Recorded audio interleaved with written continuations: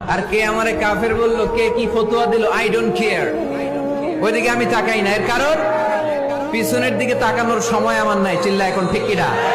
একটা সিংহ ঘন্টায় ছুটতে পারে 90 কিলোমিটার বেগে।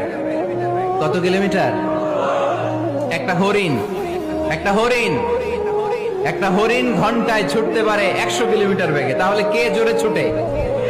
জোরে বলতে হবে। সিংহ কত কিলোমিটার? হরিণ। তারপরেও হরিণটা 100 কিলোমিটার বেগে ছোটার পরেও সিংহটার কাছে সে ধরা পড়ে যায়।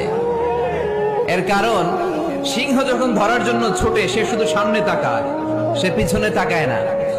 আর হরিণ 100 কিলোমিটার বেগে ছোটার পরেও সে ধরা খেয়ে যাবার ভয়ে বারবার পেছনে তাকায়। আর পিছনে তাকার কারণে ওর গতিটা স্লো হয়ে যায় আর সিংহের হাতে বধ হয়ে যায়। পিছনে তাকাবার সময় আমাদের নাই। চিল্লায় বলো ঠিক কিনা?